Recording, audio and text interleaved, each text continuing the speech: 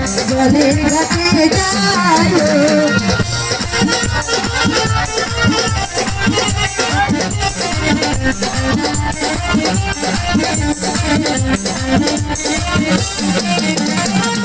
চলো চলো চলো সখী গো ও সখী জলের ঘাটে যায় সখী জলের ঘাটে যায়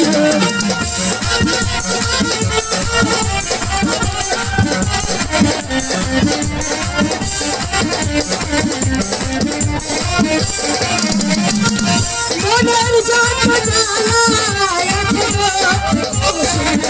আমরা যেতে চাই সখী জলের ঘাটে যায়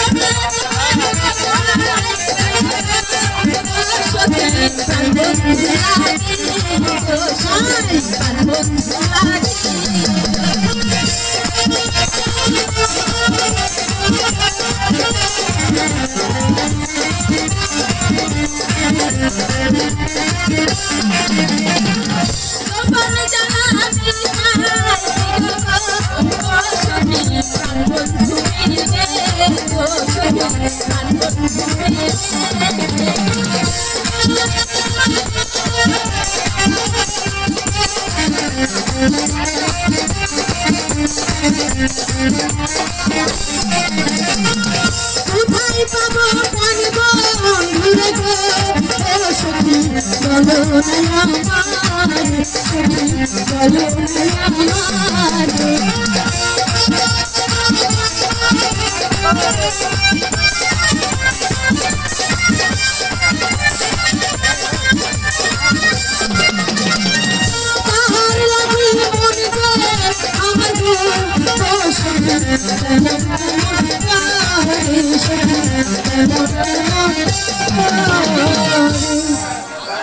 চলো আমরা তাড়াতাড়ি স্নিগ্ধ স্নান সেরে নিই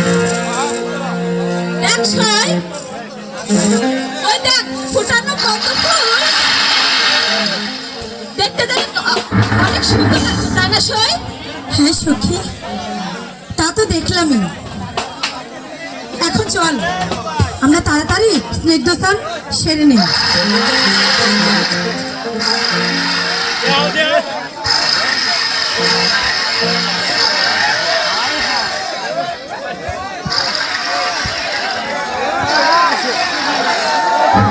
চলো সখী এবার আমরা চলে যাই চল সখী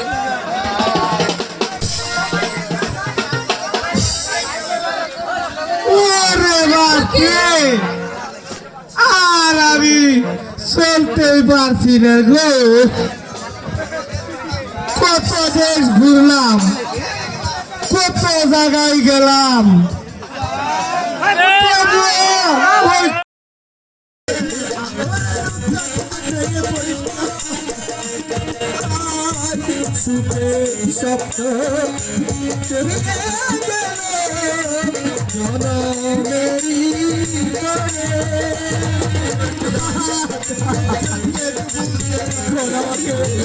আমরা দেখে রাখবো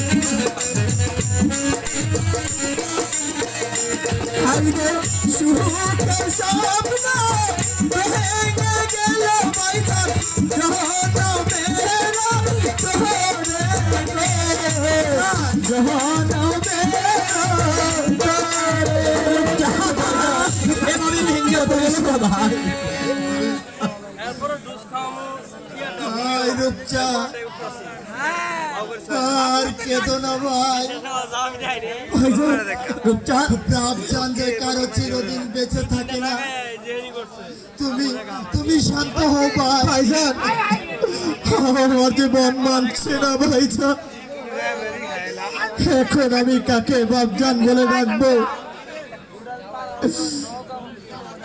কে আমাকে আদর করবে ভাইজান কে আমাকে দেখবে ভাইজান কেন ভাই আমরা তো আছি আমরাই তো তোমাকে দেখবো ভাই তোমার সকল দুঃখ কষ্ট আমরা যে মোচন করে দেব ভাইজান কেঁদো না ভাই, আমরা তোমাকে কোনোদিন কষ্ট ভোগ করতে দেব না ভাই। ভাইজান ভাইজান চলো ভাই, সবাইকে ডেকে সৎ কাজের ব্যবস্থা করে গিয়ে তাই চলো ভাই। হাই শিশু কালে মাতা মরল, আজ পিতা মরল।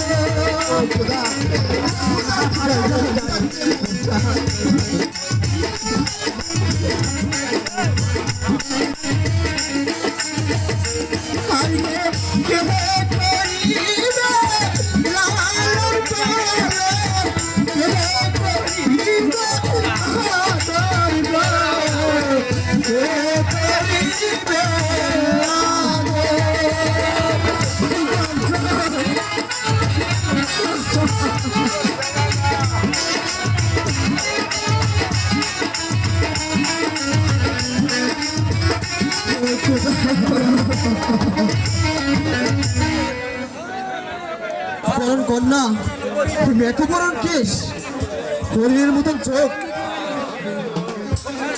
মিষ্টি মুখের হাসি, এমন রূপসী কন্যা আমি আর কখনো দেখিনি। হয়তো হবে সে পরী রাজকন্যার মেয়ে, কিন্তু হঠাৎ সে রাজকন্যা স্বপ্ন আমাকে দেখা দিল কেন? তার রূপে রাজ আমি পাগল হয়ে গেছি। ক্ষণিকের জন্য তাকে আমি বুঝতে পারছি না, জানি না কোথায় তার দেশ, কেমন করে যে আমি তার দেখা পাবো। আমি নিশ্চিন্তেই পাগল হয়ে যাচ্ছি। একই রূপচাঁদ, তুমি একা একা কি ভাবছো? আমি যে তোমার জন্য খাবার তৈরি করে বসে আছি। আমি আমি খাবো না ভাবি, আমার যে খেতে ইচ্ছে করছে না ভাবি। কেন? হঠাৎ কি হলো তোমার?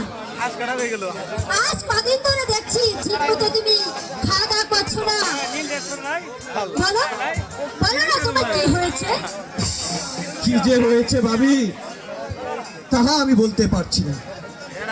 পেটে ক্ষুধা নেই, চোখে ঘুম নেই, মনে মনে যে আমার শান্তি নেই ভাবি।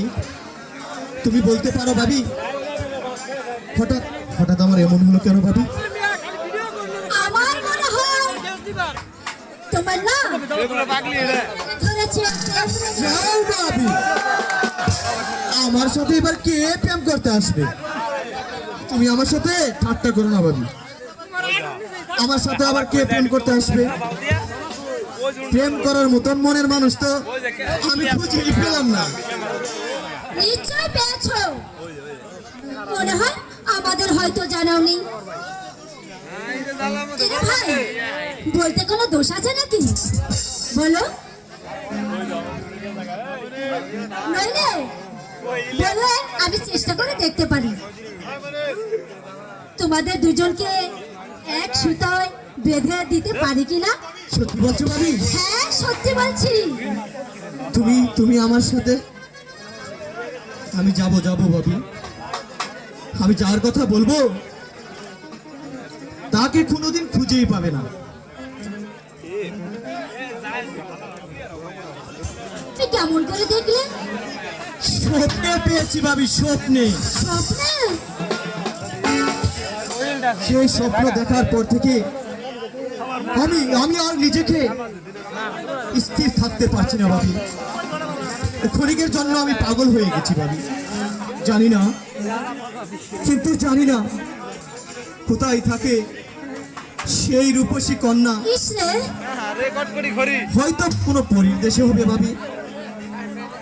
সত্যি করে বলো না ভাই, কি দেখলে? আর বলো না আমার একটু। দেখলাম আরে বলো বলো। হাই গো, স্বপ্নে যেন একটু হাসি দেখা দিয়া গেলে। ভাবি, স্বপ্নে আমাকে দেখা দিয়ে গেছে ভাবি।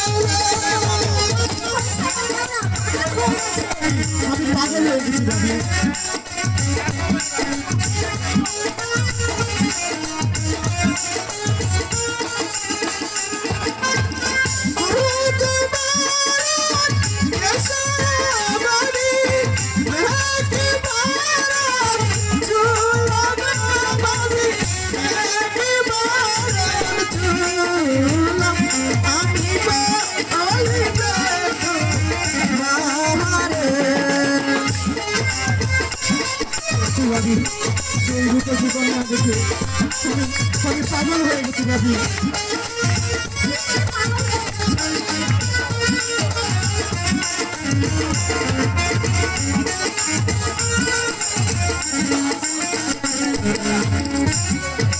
হাই গো আহার নিদিরা এত দিলাম সেই কন্যার লাগিয়া।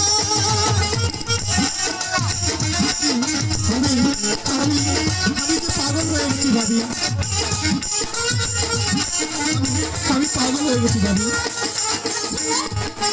হাই গো আহার নিদিরা এত দিলাম সেই কন্যার লাগিয়া। আমি ভাবি আমি কেমন করে পাবো সেই কন্যাকে ভাবি, বলে দাও না ভাবি।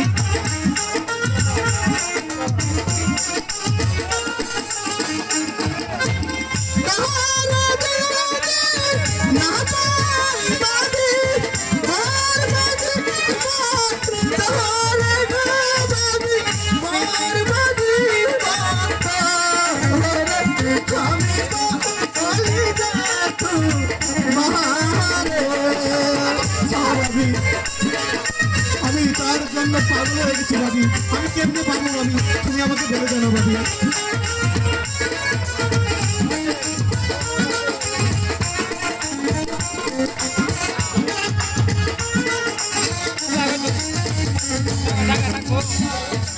হাই গো কোথায় গেলে পাবো আমি, বলে দাও না ভাবি। তুমি বলে দাও না ভাবি।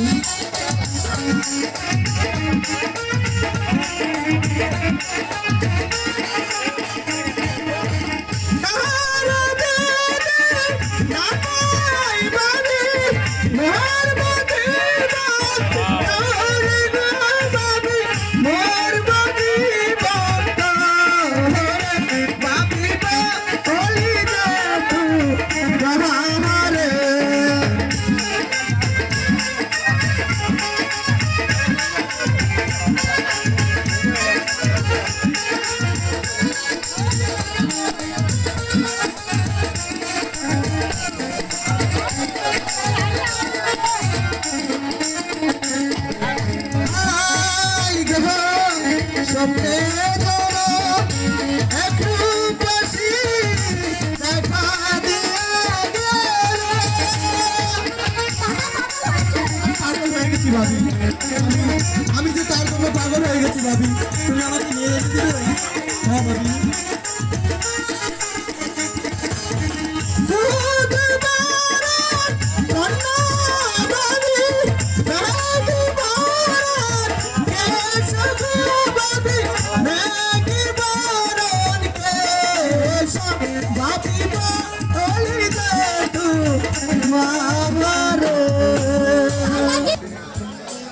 যেমন করে হোক সেই রূপসীকে পাবার ব্যবস্থা করো না ভাবি। তাকে যদি আমার জীবনে না পাই আমি আমি পাগল হয়ে যাব ভাবি, পাগল হয়ে যাব। এটা হচ্ছে তোমার একটা দূর স্বপ্ন, পরিবার কখনো কাছে পাওয়া যায় না, এসব ভুলে যাও ভাই। আমি আমি যে কিছুতেই বলতে পারছি না ভাবি। সে বাঁচবে না। হ্যাঁ, আমাকে বললো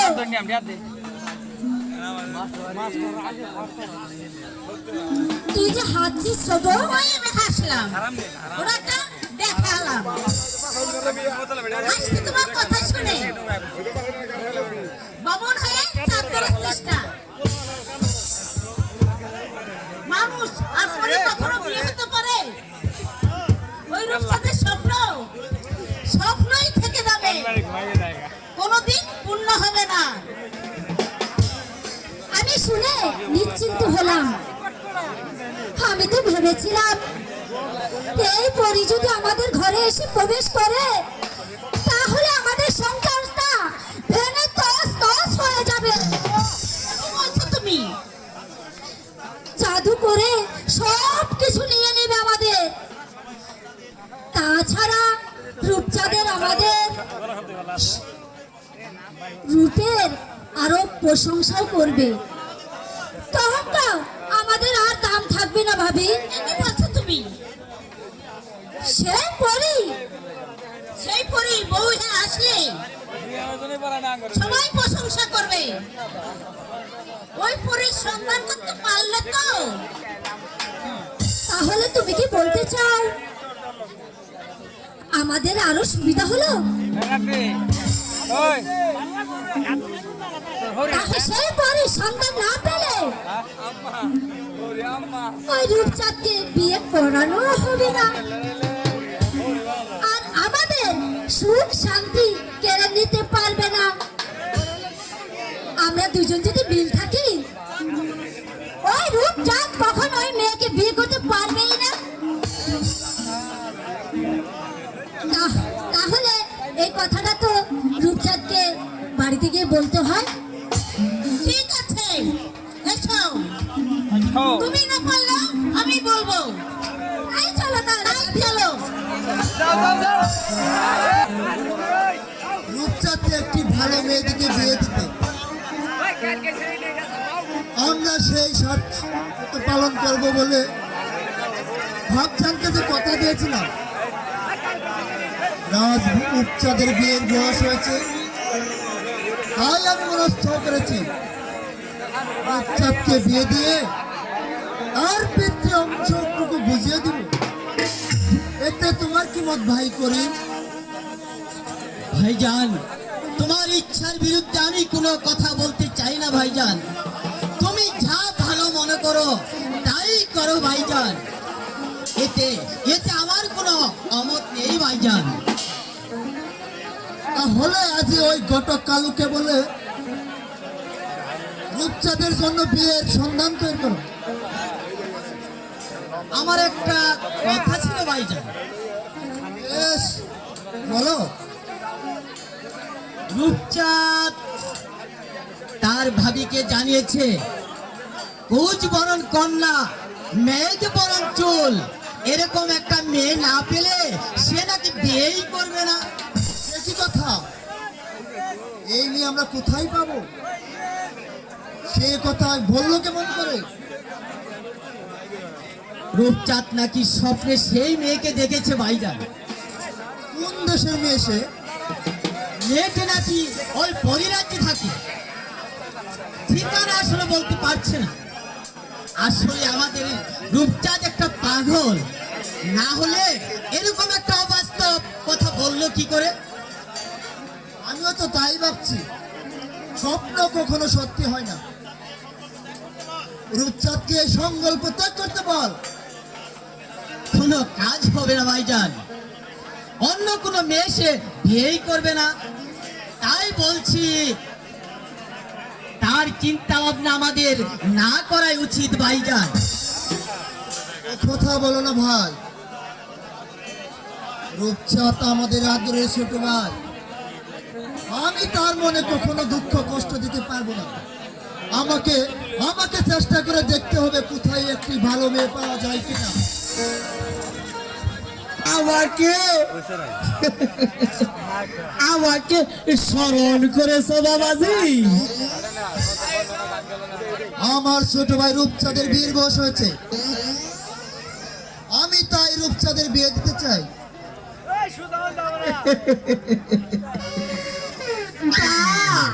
আমিও বুঝতে পেরেছি বাবাজি, এই সব কাজ ছাড়া আমি হালাই কালু ঘটককে কেউ ডাকে না। তা বাবাজি, কেমন পাত্রী চাই তোমাদের? কেমন পাত্রী আপনার হাতে আছে বলুন তো ঘটক সাহেব? বাবাজির যে কথা, এই ডিজিটাল যুগে বড় বাবাজি আমার পকেটে ১৩-২০০ বাড়তি হবে। এই ধরো ফর্সা, এই ধরো কালা, এই ধরো লম্বা, এই ধরো খাটু, এই সব মিলিয়ে আমার কাছে প্রায় 150-200 বাড়তি হবে।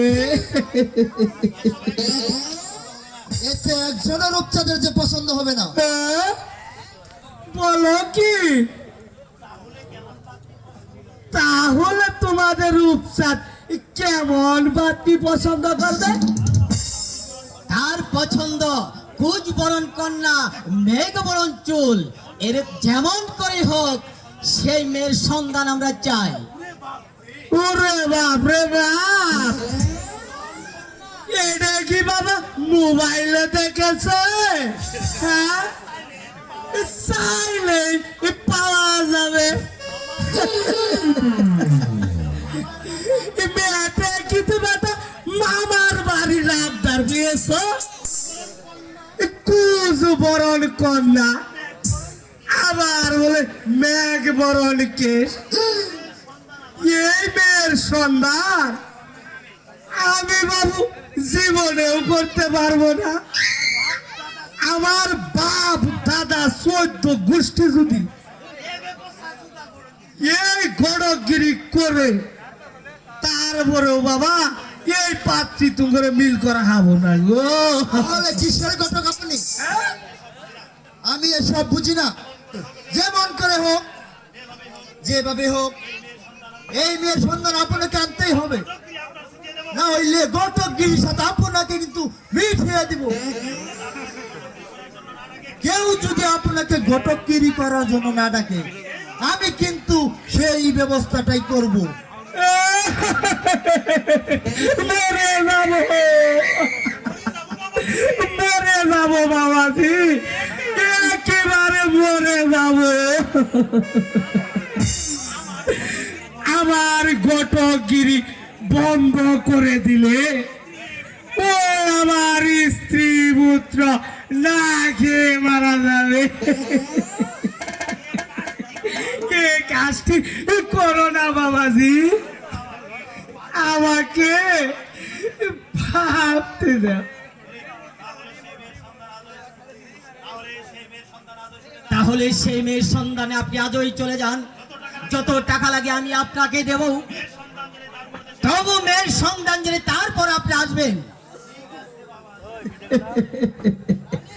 ঠিক আছে, দেখি যদি কোথাও খুঁজে পাওয়া যায় কিনা। এই কালো ঘটক কোনোদিন কোনো কাজে ব্যর্থ হয়নি, আজও হবে না। সেই মেয়ের সন্ধান করে আমি ঠিক কিনে আসবো ইনশাআল্লাহ।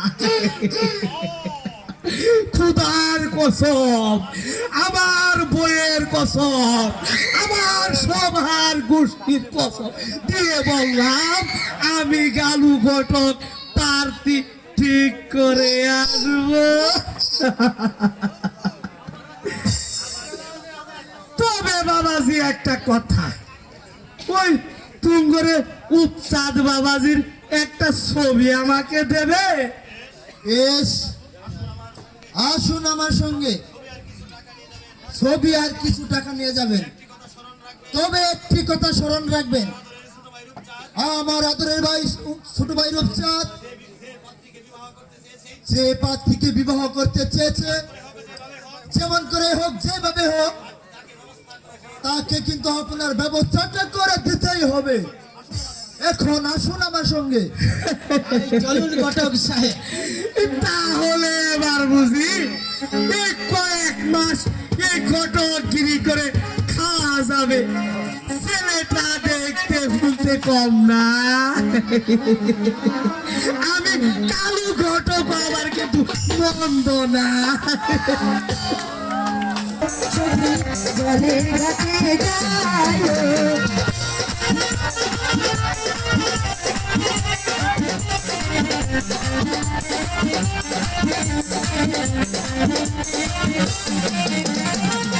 চলো চলো চলো সখী গো, ও সখী জলের ঘাটে যায়, সখী জলের ঘাটে যায়।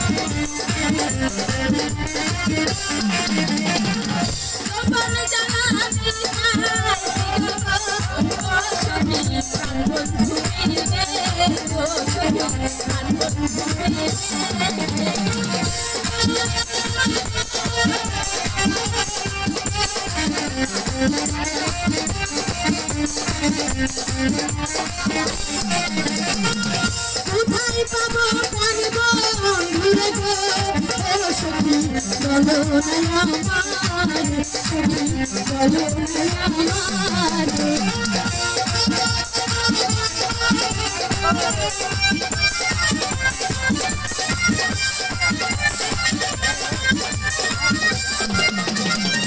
তাহার লাগি মন গো আমার গো ও সখী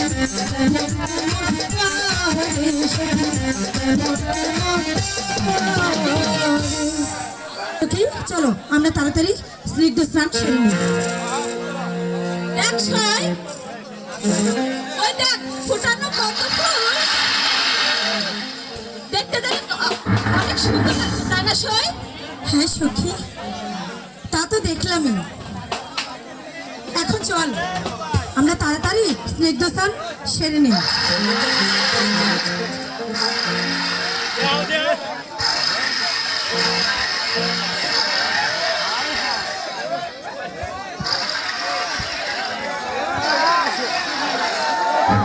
চলো সখী, এবার আমরা চলে যাই। চল সখী।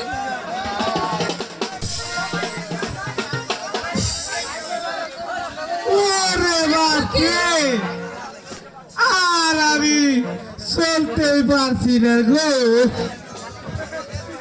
কত দেশ ঘুরলাম, কত জায়গায় গেলাম, তবুও ওই খোঁজ বরণের খোঁজ পেলাম না।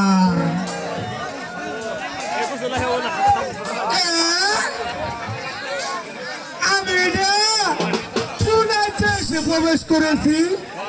হ্যাঁ, কত সুন্দর রাজ্য, ফুলে ফসলে একেবারে সাজানো, এমন সুন্দর দেশ তো আমি কখনো দেখছি বলে আমার মনে পড়ে না। তাহলে কি আমি পরিরাজ্যে এসে বললাম? কি হ্যাঁ, দুজন সুন্দরী ওই পুকুরে স্নান করছে, এমন সুন্দরী কন্যা তো আমি জীবনেও দেখিনি। ওরা মানুষ না পরী? ওদের দেখে আমার আবার লোভ হয়ে গেল। দুধ চাই, এসব আমি কি ভাবছি এই বুড়ো বয়সে? ওদের কথা বাবাটাও যে পাপ, আমি এবার কেটে পড়ি। কি হলো সই? এক মানব আমাদের দিকে বারবার তাকাচ্ছে। একেই তাই তো, এই বৃদ্ধ কেন এই জলের দিকে এসেছে? দাঁড়াও সই, আমি দেখছি। দেখতে সখী, দাঁড়া। মানে মা আমাকে ডাকছো? কি, আপনাকে ডাকছি। খামোশ! তোমার এত বড় সাহস, চুপি চুপি দাঁড়িয়ে আমাদের স্নান করে দেখছো? কে তুমি? আমি আমি তোমার গর্দান নেব। ওরে বাপরে, ওই গর্দা টান দিলে যে আমি মরে যাব।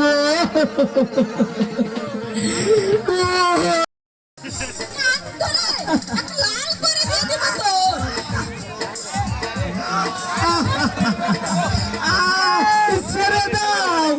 ছেড়ে দাও বলছি, আমার কানটা লম্বা হয়ে যাবে আর ওই আমার পেটনি বউটা গালি দেবে। ভণ্ড কোথাকার, ঘরে বউ রেখে আবার বিয়ের শখ, তাই না? এই সখী চল, বুড়োর বিয়ের শখটা ভালো করে মিটিয়ে দে।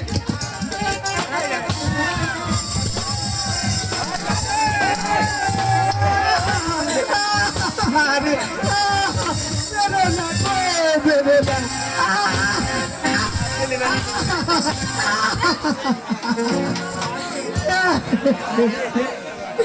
আমাকে মেরে তক্তা বানিয়ে ফেলেছ।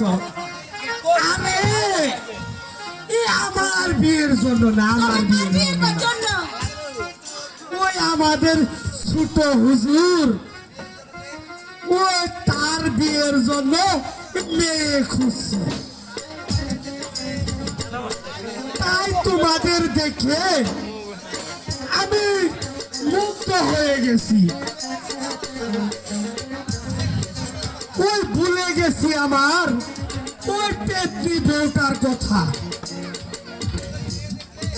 সুন্দরী মেয়ে দেখলে জিভে জল আসে, তাই না? অবশ্যই। হ্যাঁ, এই সখী আবার মারবে টাকে। ধর, ধর, ধর, আরে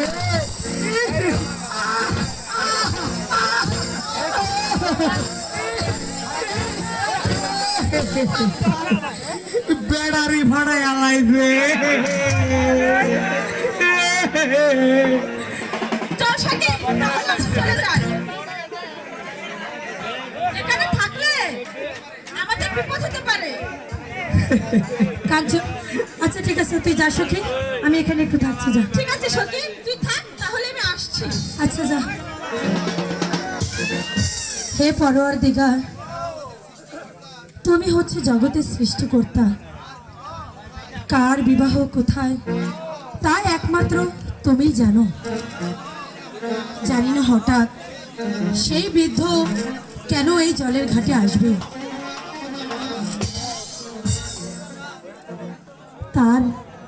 তাকে দেখে আমার যেন মমতার ভাব জেগেছে। আমি জানি না কেনই বা কার ওর ছোট হুজুরের জন্য মেয়ে খুঁজতে খুঁজতে এই পরিরাজ্যে ছুটে এলো। লোকটাকে কাছে পেলে আমি সবকিছু জেনে নিতাম।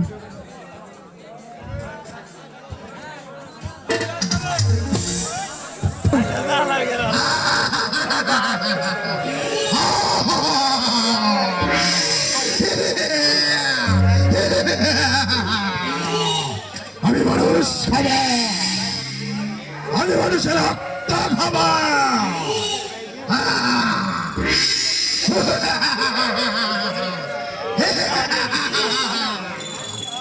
পেয়েছি অনেক দিন পর আমি আমার মনের মতো সুন্দরী নারী পেয়েছি।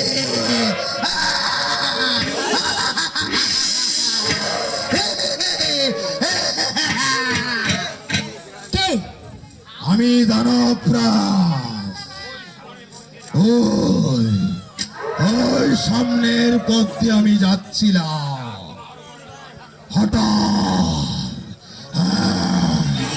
হঠাৎ তোমার উপর আমার নজর পড়ল। তাই রূপ তোমার রূপ, ওই যৌবন থেকে আমি মুক্ত হলাম সুন্দরী। তাই আমি তোমাকে এখান থেকে নিয়ে চলে যাব আমার ওই কুঠিরে। কোথায়? আমার কুঠিরে। তারপর তোমাকে আমি শাদি করব, মানে বিবাহ করব।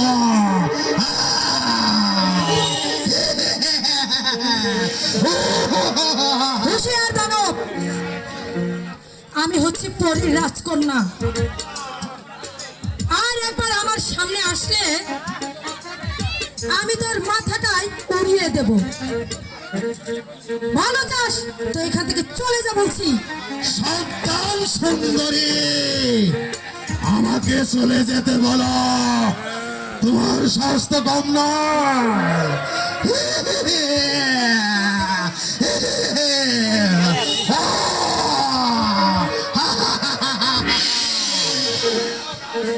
তুমি এই দানব রাজকে চিরনি, আমার চোখ যার উপর পড়েছে তাকে আমি কখনো ছেড়ে চলে যেতে পারি না।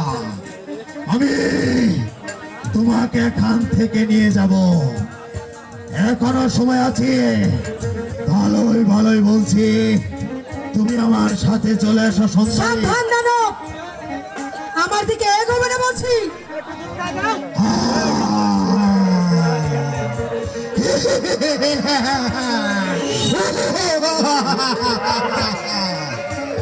এই দানব রাজকে তুমি এখনো চিনতে পারোনি। এই দানবের শক্তির পরিচয় তুমি এখনই পাওনি, তুমি এখনো পাওনি। তুমি জানো না রাজকন্যা, এই দানবের শক্তি বাধা দেবার মতো আর কাউকে হবে না। তুমি জানো না সুন্দরী, আমি দানবরাজ, আমার কাছ থেকে কেউ তোমাকে ছিনে নিতে পারবে না। কাছে এসো বলছি, কাছে এসো বলছি। আমি বলছি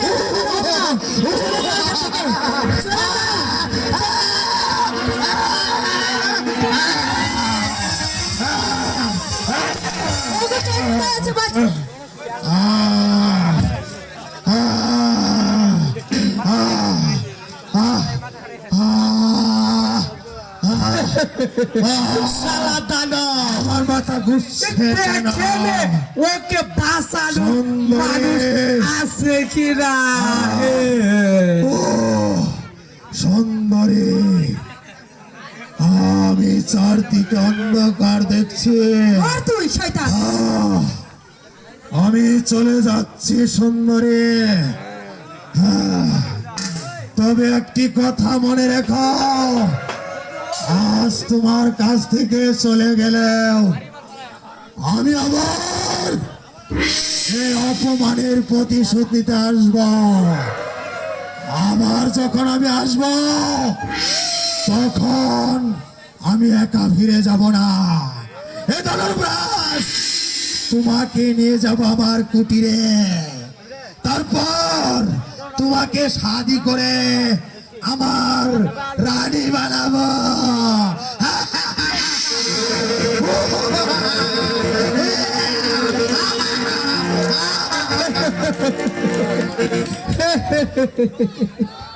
সত্যি বৃদ্ধ, এই সময় তুমি না আইলে দানব যে আমাকে ধরে নিয়ে যেত।